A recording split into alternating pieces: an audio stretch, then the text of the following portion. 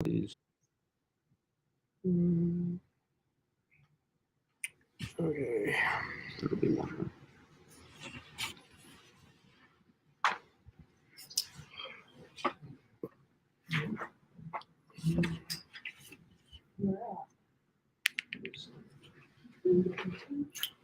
Okay.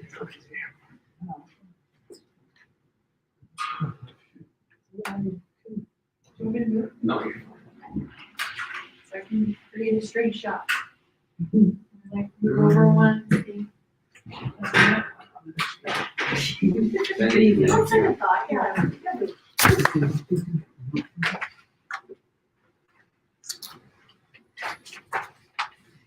All right. People are finding us. That's cool. Get this over here.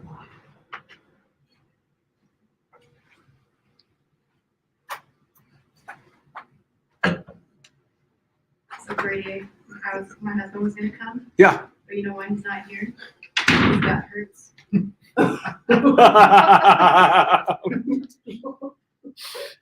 Yeah. It's like my stomach really hurts. I got a Los Albertos burrito today. It was a terrible decision, so that's why he's not here today. Yeah, right. Yeah. I'm- I said, I'll come back and teach you what I learned. That's funny, but not funny. Not sure where my chair made it to. That's okay. Yeah, those Los Albertos burritos will get you every time. Is that Ash? Maybe just I don't know what time it works a lot. So just give it a few minutes and then go down and just check it. Por favor. Is the door, see that if it is locked and if it has, put the door stop. Hit the green button to open it and put the door stop in. Okay.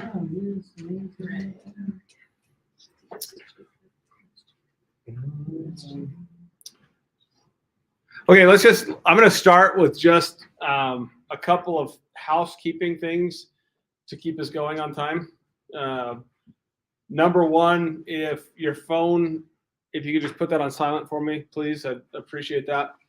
And then number two is I want to have enough time at the end to answer specific questions. So as questions pop up, go ahead and write them down and just hang on to them. And then we'll go through, we'll answer your questions first. And then if anybody asks questions that are online, we can get to those ones as well. So Kim and I are going to tag team this one tonight. There's the chair I was looking for. Not yet, but there will be come a time when I will. So Kim and I will tag team it tonight.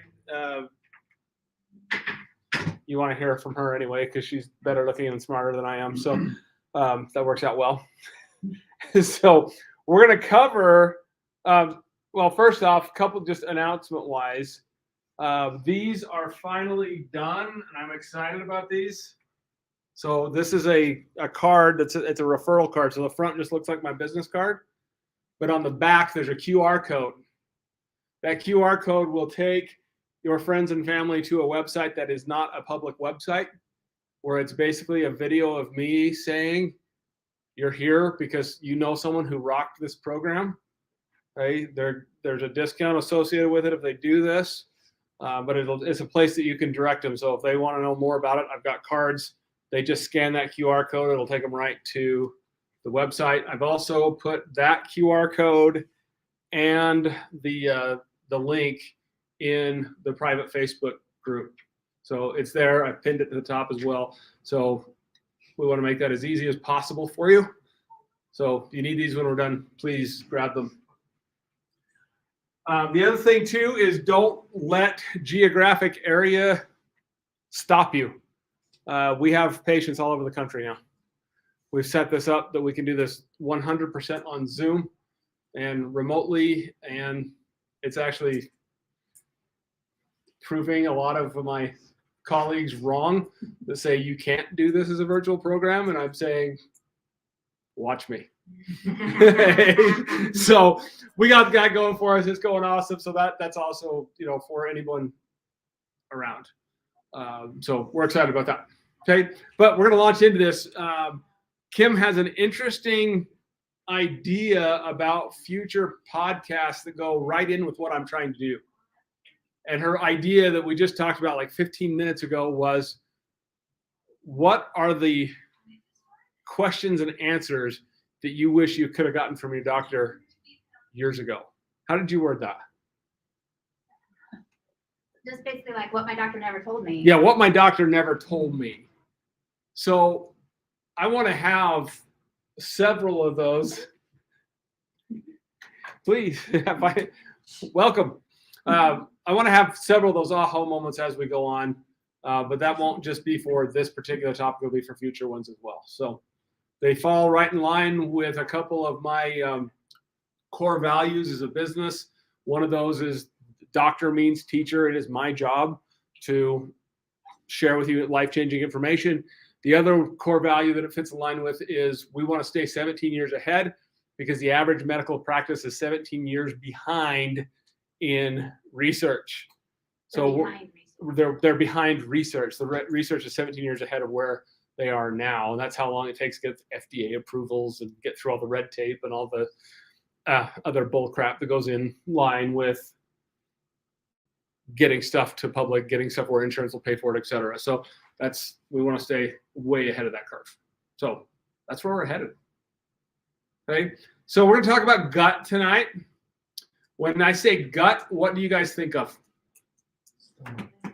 Stomach, right?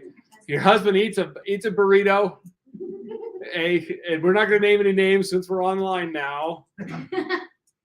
Husband eats it. He's not here tonight because he's got a stomach ache, right? So most of the time when we start talking about the gut, what are the symptoms that we associate with that? Think of the Pepto-Bismol commercial. Gas, bloating, upset stomach, diarrhea. Hey, after tonight, you're going to understand it goes way beyond that.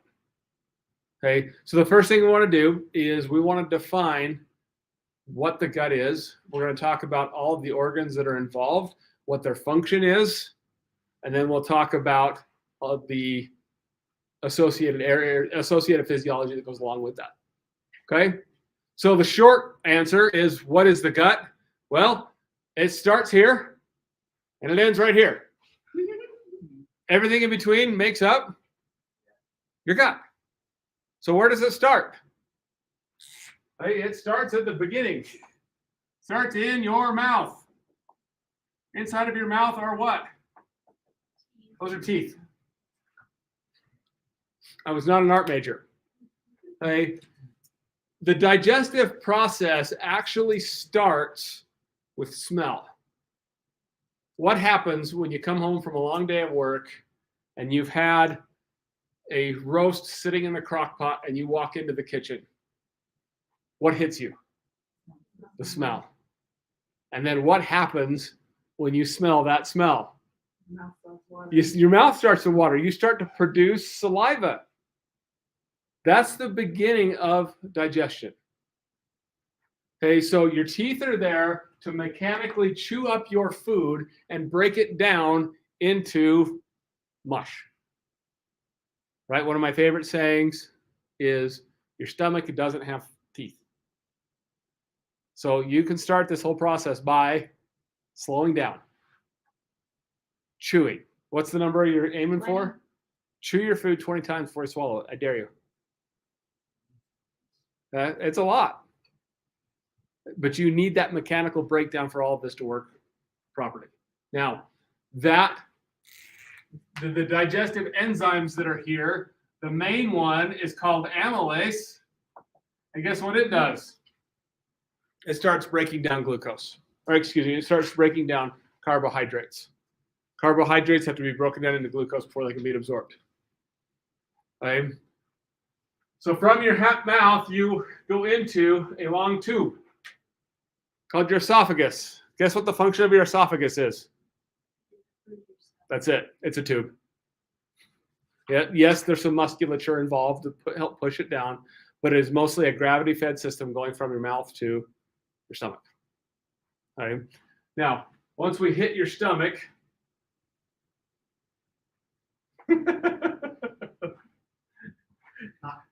Not to scale, right? that's terrible. Okay. Once we hit your stomach, okay, we have a high amount of what in our stomach? Acid, specifically hydrochloric acid. Okay, what is one of the most commonly used over-the-counter medications? Omeprazole, to shut down the production of stomach acid. Here is, no, Kevin, that is not a peanut. Keep your comments to yourself. Some people. Just kidding, Kevin. We love you. I lost my train of thought. Here's the problem with heartburn. Most heartburn is actually caused by too little stomach acid. And when you have too little stomach acid, you don't break down protein appropriately. And when you don't break down protein, Los Albertos, it actually putrefies in your stomach, and the stuff that's coming back up causing the heartburn is actually lactic acid. Okay, so your stomach is where acid starts to break down protein. It's I can't remember. Plus, you get digestive enzymes. Okay, so carbohydrates start to break down here. Proteins start to break down into amino acids here. Are we all on the same page? Okay. Now, that takes us right here. There is a junction that goes from your stomach acid, from your stomach to your small intestine. There's a couple of very important organs right here and right here. This one is called your pancreas. Who knows what your pancreas secretes? Insulin. Okay, one of the big reasons why you guys are losing so much weight is because we're controlling how much insulin gets spit out and how your body absorbs it. Right here's your gallbladder. Your gallbladder secretes bile. If you don't have enough stomach acid, you don't secrete enough bile. And in physiology, if you have a bunch of liquid that stays inside of a container, what happens to that liquid? Turns to stones. Okay, so taking your gallbladder out because of gallstones, was it the gallbladder's fault? Or was it a stomach acid issue to begin with? Okay, now, if it's gone, can't do anything about it, except for there are some enzymes that you can take to help digest fat better. But you need those enzymes to break that fat down, okay, so you can absorb it. Are we good with this so far? Okay. Now, your small intestine, once we get to here, it's all about breaking food down into smaller and smaller chunks. Okay. And if we were to take your small intestine, if you see a actual picture of it, it's this crazy loopy maze of matter, of worms. That's a great way to put it. Inside of each of those little curves, you have these little villi that are hanging down. It looks like shag carpet. Okay, so if we looked at that underneath a microscope, we would have these long, I think they look like Bart Simpson, but that's my generation.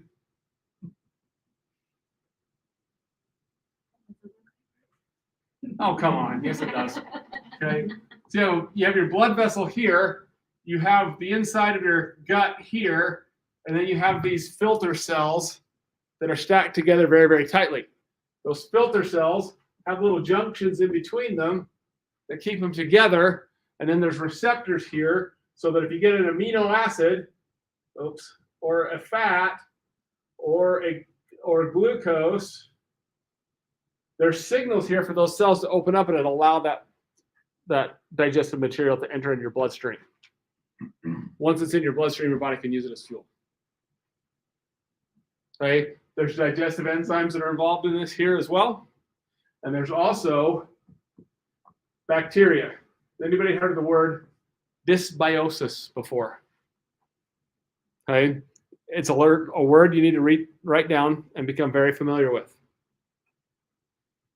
Dysbiosis, by definition, basically means abnormal gut bugs. Okay, to avoid launching into a microbiology lecture that my Dr. Friesen from Texas Chiropractic College would be very proud of, I'm just going to say this. Okay, you have good gut bugs, which are typically anaerobic, and you have bad gut bugs, which are typically aerobic, meaning they use oxygen versus the good ones do not. Okay, dysbiosis means the bad guys are winning. And when the bad guys win, that means that these guys eat the nutrients that you're supposed to be getting, also known as chronic fatigue. Okay, but they also poop toxins that mess the rest of the system up. Versus the good bacteria will eat toxins and poop nutrients. So if we're talking about gut health, this part is very, very important.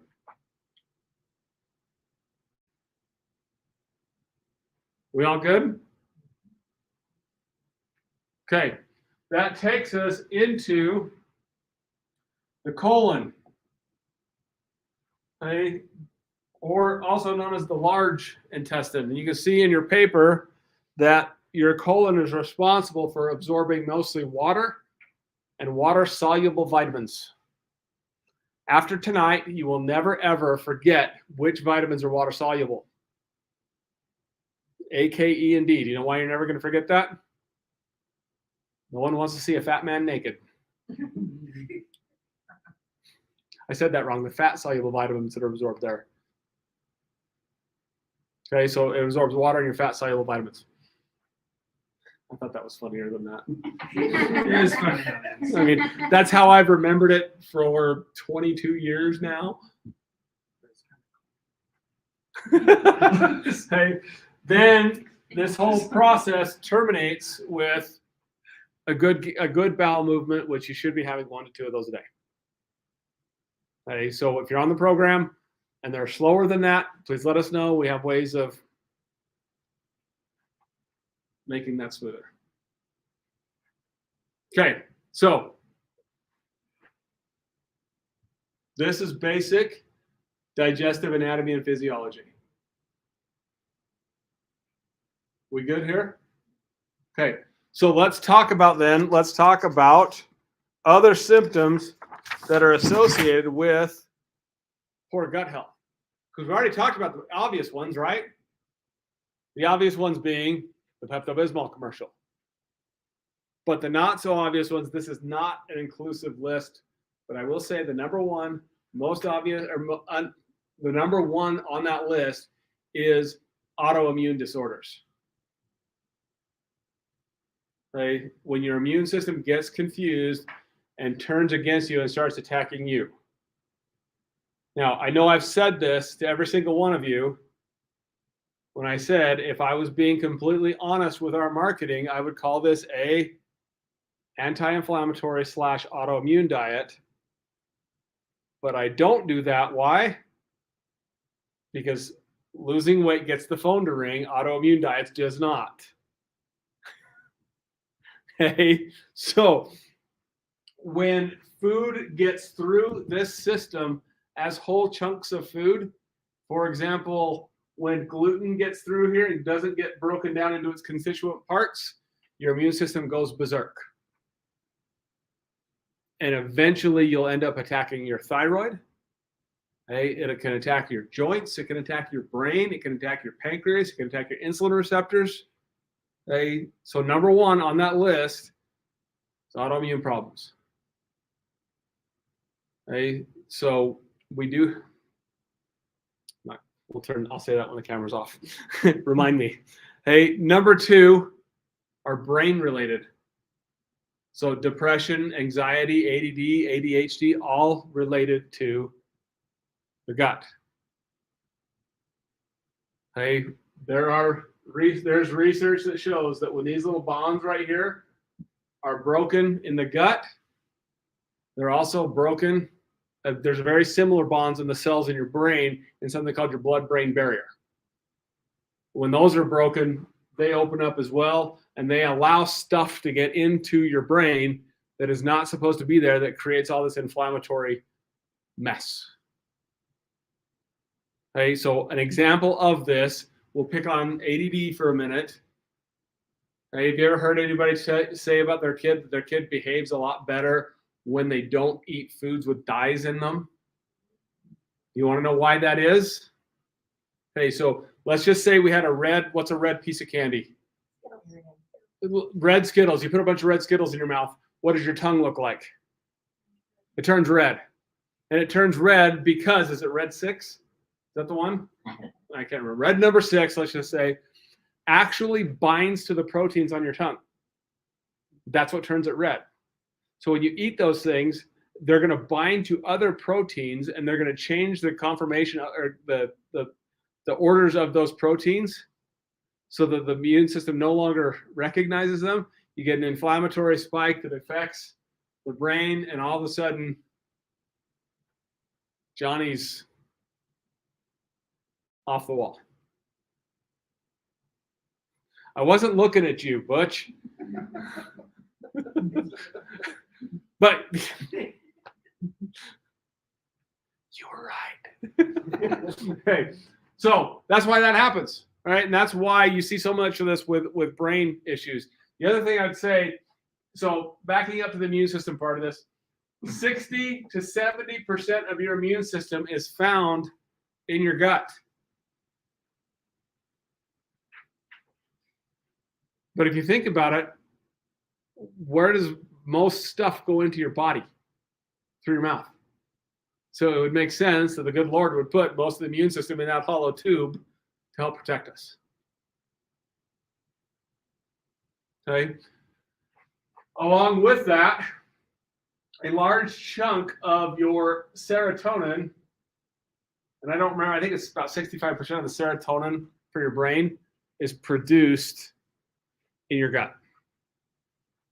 Now you think about depression. When you're on depression, what do they put you on? Selective serotonin reuptake inhibitors, because they want to increase how much serotonin is in the system. But what if it's a gut function issue and you're not producing enough serotonin as it is? Which that whole thing's been debunked now, because now they're saying it's actually an inflammatory issue. See, 17 years ahead. Okay. So you said 65% of serotonin is produced. Don't quote me on that, but I'm pretty sure that number is pretty dang close. Okay. So along with that, dementia, Alzheimer's is a metabolic disease. Type 3 diabetes, it's a breakdown of the gut function years before dementia and Alzheimer's start showing themselves. Okay, so it's not just about losing weight. It's about protecting what you got up here. Okay. Skin rashes and eczema, this one, and dark circles under the eyes. So this happens to us all the time. We'll be out in public places, and I'll look at kids and see these just dark circles, and parents that look exhausted and be like, there's gut issues there. Or eczema. I love the commercials for all the drugs for eczema. That promise clearer skin with the side effects of, death, vomiting blood, death, and mutilation. But in reality, I can't even tell you over my career how many people we've seen have skin issues like that clear up just from cleaning up the gut. But don't worry, it's just a bloating thing. It's fine. And then we have weight gain, sugar cravings, and fatigue. Okay, sugar cravings are actually a sign of adrenal fatigue. And your adrenals, the little glands that sit on top of your kidneys, they actually respond to stress by secreting stress hormones that further break the gut down. But the biggest thing stressing your adrenal glands right now is not your kids. It's not your financial situation. It is the food that you're putting in your body. No, Most of you have been in the program long enough that it's no longer the food you're putting in your body, but it was. Does this make sense to everyone? Okay, does this help shed some light on why this is so important? Have I missed anything? Well, in addition to like serotonin being kind of like, there's all the neurotransmitters in the gut too. Right. So your mood disorder, like, stem from your gut is out of whack. So the neurotransmitters are actually, I don't know if you want to explain that a little bit, because I think that's easiest to explain, to keep it as simple as possible, is this. There are scientists and researchers that call the gut the enteric nervous system. Enteric meaning in the abdomen, the nervous system, or they'll call it the second brain. There's actually just as many nervous system connections in the gut than there is in the brain. So the two are related closely. Is that? yeah. So I just think sometimes we overlook that, like, have a kid that has mood issues, like that's running rampant right now. And what do we feed them? True. Okay, I'm going to turn it over to Kim unless you guys have specific questions for me. Okay, Butch. Can it be reversed? Yes. She's going to talk about it. Okay, quick question. Yes, about Lexi. If you've had your gallbladder removed, what enzymes? I'll send you a link. Yep. Who did you get for a coach? Did you get Lexi? I haven't contacted them yet, so. We should know. Anyway, it's either Lexi. Is it Ashley? Yeah, it's Ashley. So Okay. that's Ashley. Oh, hi. Okay. Okay. Move this. Oof. How do you do a video and how to see yourself? You're used to it. Okay. So I wanted to talk real quickly about how. Let me do Here, this. babe.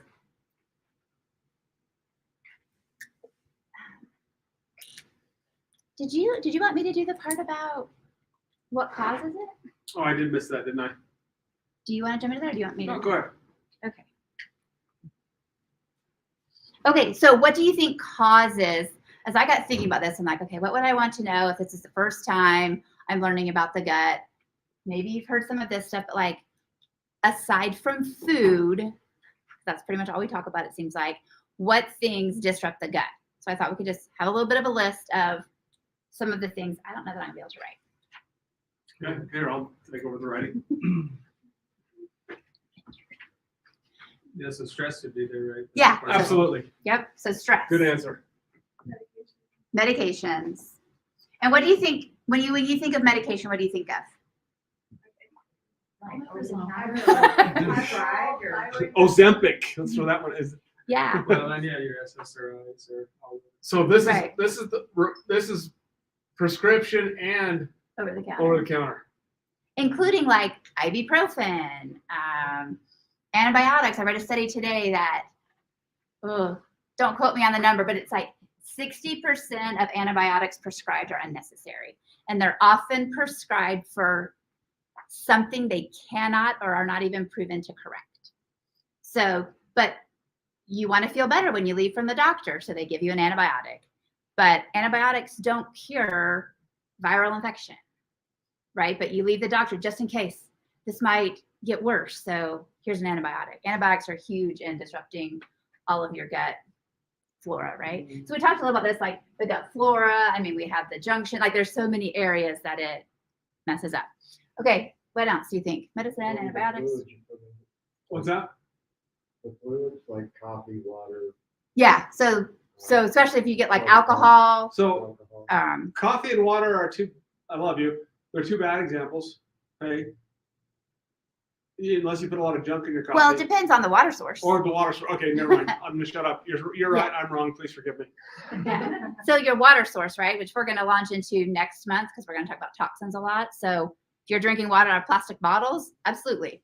Like they're sitting in your hot car. Like I know people that just carry around like for their kids, like cases of water and plastic bottles in the trunk of their car. They heat up, like horrible. So Could be your water. Alcohol is huge. Sugar is huge. All the food we eat is huge. Cleaning products.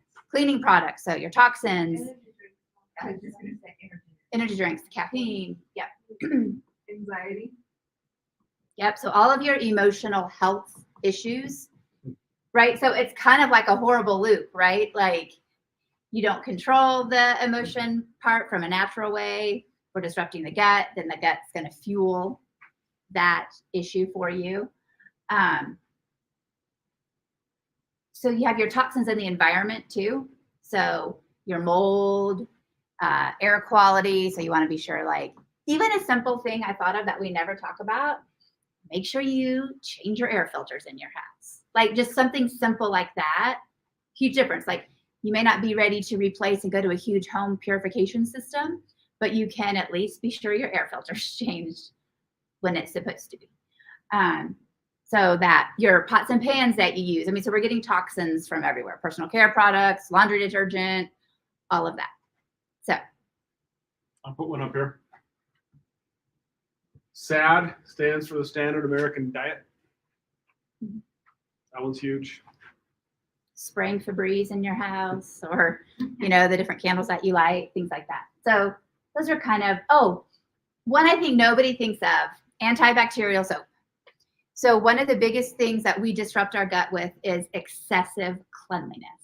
There's studies shown like autoimmune disease does not run rampant in third world countries because hand sanitizer. I mean, I just want to cry that everyone's still using hand sanitizer everywhere. Like, I'm always on the drink. Like, they walk by one of the every time. right. Stop it. Yeah. You actually need bacteria. You don't need antibacterial. So Brady likes to describe it as it's the physical, you know, it's washing your hands that cleans your hands. It's not what you're putting on it per se, right? The mechanics of washing your hands cleans your hands. You don't need antibacterial soap. Really, the only time you need anything antibacterial is if you have like raw meat on your counter or something. But otherwise, like the dish soaps we use, all of that, we're not worried about the bacteria content. So I think that's one we forget a lot. And also, been doing a lot of stuff on like, you need time outside in dirt, and like, you need to get dirty. Like, and when we have this excessive clean issue, we often are missing. So keeping your gut healthy is about getting rid of the bad bacteria, but it's about getting the good bacteria too. So you get thrown off whether you don't have enough good or you have too much bad. So you have to think about that. It's not just removing everything, it's also having some good stuff. So does that make sense? Okay. So then I think everybody wants to know, so what do I do now? Right? So, okay, we've learned the lesson. So we can think of 5 R's. And I gave you a handout that has those on it. On this program, you are doing the first R, which is removing, which is you're removing the inflammatory foods. We've given classes on the toxins, and hopefully we're giving enough education in other areas that you're learning about some of these things too. You know, meditation, sleep, other things that we're removing from our diet, not just the food that we consume. So that one I feel like is pretty self-explanatory, but I don't think some people realize when they sign up for the program why some of the foods are missing. Like we don't eat bread or anything like that on the program. We're actually removing gluten for you. You tell people you're taking them gluten-free, most people run away. But if you Google sometime what gluten does, not just if you're sensitive to it, not just if you're celiac, gluten actually punches holes in the junctions. So gluten is the #1 driver of leaky gut. So in leaky gut, you hear all the time now, I think that's a word that we all know, but it actually punches holes there. So therefore, think of a coffee filter. I like this analogy a lot. You have your coffee filter, you have your coffee grounds and you pour the water, right? The filter keeps the grounds from falling into the drink. If you have holes punched in that, which is what gluten and other inflammatory foods do, but gluten's the #1, whatever person that does it, you have holes in that. Then what is your coffee cup gonna look like? You've got all the grounds in there. And that's what gets out into your system and doesn't stay where it's supposed to. And then you have all the issues of leaky gut. So anyway, you can look through, you kind of know. The only one that we don't take out on this program are the nightshade vegetables. You guys are still allowed to eat nightshade vegetables. Unless you've talked to your coach and you have an autoimmune disorder, then often we talk to you about taking those out. They are inflammatory for a lot of people. So it's just kind of the way your system handles it. I personally have to eat them in moderation. So I can enjoy them, but I can't eat them every day.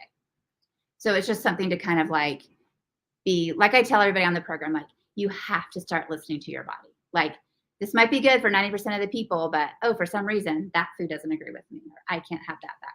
I personally will never eat corn, even if I could have it back. Like doesn't respond well. My body doesn't, it doesn't love me. What is, if you don't mind me asking, Yeah. how does your body react to the nightshade vegetables? How do you know, how did you know that? So I will definitely get bloated typically. And then, so I have lupus, and along with lupus, I get a lot of skin conditions. So usually my skin will flare up. So I'll get eczema patches, or my weird lupus rashes will come back, things like that. Mm-hmm. So yeah, it's really because I think typically we think like it's going to be a digestive issue. I think I accidentally had gluten this week at a restaurant, and for me, it was a headache for 2 days. So sometimes it's not necessarily what you think of. So you have to start really like listening, like, oh, what did I eat? Or what could this be? And start tracing it. I get swelling in my legs. So I get all sorts of fun symptoms. Okay, so we've removed. The second R is repair. And this is what I probably need to do a better job of teaching, and what the coaches we're going to get together and start talking about promoting this better to everybody. But you also need to do things that repair the gut lining. I guarantee everybody that's signing up for this program needs to repair their gut. Like everybody's guts to some degree have issues. So I gave you some lists there just so you're not like, what would that be? So you hear tons of rage about bone broth right now. Glutamine, apple cider vinegar, collagen, all of these things. These things are full of, oh gosh, amino acids. They're full of proteins. The mineral profile in all these foods is vast. So that just helps repair all of the things that you've damaged. It repairs the villi. It repairs the, yeah. What is gluten? Brady's the good. Glutamine is an amino acid that has just been shown to help repair the little junctions between the cells. So is it a supplement? So even in thinking of things like adding fresh ginger to recipes that you make, like some of these can be incorporated pretty easily. Anyway, and it has water on here. Also, some things that are where it says healthy fats. Along with healthy fats, you usually have a high fiber. Okay, so you need fiber and water because you're trying to clean your system out. So when you're repairing it, you're trying to get the bad stuff right to bind so you can flush it out. So you need fiber and water to do that. So that's why some of those things are. The fiber, when you have a diversity of fiber, and one of the things that kind of drives me nuts with this is people complaining about vegetables. And I often want to say, you're a grown-ass human, please eat your vegetables. But the diversity of vegetables will give you the diversity of fiber that will feed a diversity of the good bacteria in your gut. So it's not just like a binding agent to flush all the garbage out. They're also going to help feed the gut so you have a nice, healthy, robust bacteria in your gut. Right. Think of your gut like an ecosystem, right? So like there's lots of variety for a lot of things to thrive in a healthy ecosystem, and you need the same in your gut, right? So you need all sorts of good bacteria to thrive. Does that make sense? Kind of the repair part? Okay. Then we have the reinoculation. And you're not going to do this all at once. So typically on the program, right, you're going to spend the first month just removing the bad things, right? Then you're going to roll into phase 2 where you're like, okay, let's incorporate some repair foods. And shortly tagging along quickly behind the repair is the reinoculation. So you're going to add some foods that help with the good gut bacteria. So you have probiotics, which are just healthy doses of the good bacteria that your gut needs. And then you also have prebiotics, and prebiotics feed those. So you have the pre feeds pro. Is that how you would, never the best way to say that. You can see some of these are pretty easy. The prebiotics are pretty easy to get in your food. I think a lot of them are things we eat commonly. Probiotics might be a little tougher, but maybe there's just a couple that you like on there. lucky for me, I love pickles, so I can get a fermented food. Fermented foods are key for a probiotic. Yogurts, obviously, when you're still doing the program, you're not going to be eating dairy yogurt, but there's great coconut yogurts out there. Same with kefir. You can get coconut-based kefirs. Kombucha is a great drink. I don't even know that. Oh, yeah, I did get kombucha on there. So drink kombucha. It's full of all that healthy stuff. So on the foods to remove, why are eggs on there? I understand the dairy and all the gluten and all that stuff, but why eggs? I know. So lucky for you guys, we didn't take eggs out on the weight loss program, but eggs are a highly allergen food for a lot of people. They're hard to digest for some people. So when people start on the program and don't respond the way we want them to, we shift them to an autoimmune protocol where we take out eggs. So they're high in allergens. They're also high in arachidonic acid. So you could make the argument that they'll stimulate some of those inflammatory oils. And especially if they're cheap eggs that are chickens or fed garbage. So that's why. Makes sense. Makes sense. Any questions on the reinoculate? Is there such thing as cheap eggs anymore? No. But let's just say that I have my own chickens, so I know how to feed them and you don't have to worry about it. Yeah. And if you know that you don't respond poorly to eggs, then that's why we didn't take them off, because it's a good source of protein for a lot of people. But it's one of those things, like some people are like, oh, maybe they do bother me. For me, I can't eat them early in the morning. My body can't. I can, if I fast my breakfast and I eat them, say 11 o'clock, I'm fine. And it also depends on the type of egg for me. Like my body can handle a hard-boiled egg easier than other forms of egg. So just being aware, otherwise my stomach gets a little, but I have low stomach acid and I know that, so it's harder for me to break down. Does that make sense for everybody? Okay, then replenish. This is going to be, if you think replenish, think maintenance phase. Okay, so you're going to start reintroducing your foods back. This is a list that this is the order I do it if I have an autoimmune patient. This is kind of the order I take them through. You guys are welcome to do it at your own order in the maintenance phase. I think the biggest key is that you're not doing it all at once. Don't be like, oh, I'm in the maintenance phase. Tonight we're going to have eggs with corn and like potato, like adding everything back in. So just be aware. Certain foods, yes, you can have your dairy and your gluten back if you want. But if you just think, if I'm replenishing my body with all the foods that I took out, like I'm likely to return to the state that I was. So I always tell people just to kind of be aware. It's great to have that some if you find your body tolerates it. A lot of people find they don't tolerate things like they thought they did. And when they introduce them back, they're like, oh, maybe I just wasn't aware that didn't settle well with me. So just keep that in mind. Then rebalance, kind of my favorite part. This is just your lifestyle moving forward. Okay, so to maintain your healthy gut, hopefully you're going to continue to keep out foods that don't love your body back. You're going to continue to repair and reinoculate on the regular. That's just how you're going to move forward.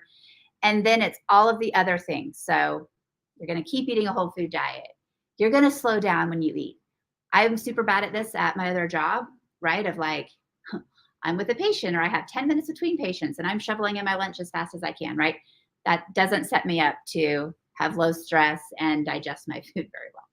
So slowing down, chewing your food, getting outside, getting dirty. So this rebalance is just the best lifestyle you can think for yourself. But doing all of those things are going to keep your gut healthy. And when those things get out of whack, whether it's exercise or I never get outside, I literally stay inside 24/7. And yes, we live in Idaho and it's horribly cold. You can still get outside. Like bundle up, put the hat on, take 15 minutes to go outside. Like you can do it. Like the weather's not changing here. A huge focus on your mental and emotional health too. Like so many studies showing the gut getting disrupted because mental health is a wreck. And like I said, it's that loop because mental health's a wreck, probably because your gut was a wreck. But either way, if you can learn to meditate, control your mood, these types of things, eat the proper foods, do all the other steps, you will find, I think, just that your mood is better. I'm shocked when I work with people, autoimmune, not necessarily on the weight loss, and all of a sudden they're in a good mood now and their anxiety is diminished and all of these things simply because we're restoring their gut health. And so it makes me super sad when I see people struggling over and over emotionally, which drives poor food choices and poor other choices because it's just going to be a never ending cycle for them. So, did I miss anything? Does that make sense? Okay. Okay, so we touched on, you guys have that whole thing she just talked about there with replenish, reinoculate. Someone said antibiotics on here. Yes, antibiotics are the worst offender. You also have a handout we gave you at the very end. There's 5 simple things that you could like. You're mostly doing them right now. One of them, sticking to whole foods, chewing your food, which we talked about because your gut doesn't have teeth. So make a goal of 20. There's a crazy amount of research between gut health and lifting weights and hormone balance of all things. So when you get through the program and get you to your goal weight, then it's time to start moving heavy things. Okay. Adequate sleep, you talked about reducing stress with meditation, getting outside. Lastly, on that list, you're going to see L-glutamine and probiotics. So both on the video and on your thing, there's a QR code there at the bottom. There's a product that I've used for years called RepairVite. It has L-glutamine in it, and it's got some of the other compounds that Kim talked about already in there. So it makes it super simple, and you can even mix that. I don't know that I would mix that with bone broth because that might be a horrific. The caramel flavor does not taste like caramel. I'm just going to say that. And then there's a probiotic in there as well. So Lexi, if you go to that and scan that and set up your account, it links you to me, and then I can drop that gallbladder one in there for you so you can see what it is. Okay, so what about beets? Hear lots already about beets. Kevin, beets are awesome. They're very high in antioxidants. I would be pickled beets are even better because you're going to get the fermented food aspect of that as well. I would be a little bit hesitant of beet juice just because of the tendency to spike your blood sugar. That's it. So there's no other questions online, so I'm going to turn this off, and then we'll have a few minutes to answer questions because we got to be the Indian place by 8:20 if they're going to serve us. Okay, thanks everybody for joining us online, and feel free to ask me questions later. We'll see you soon.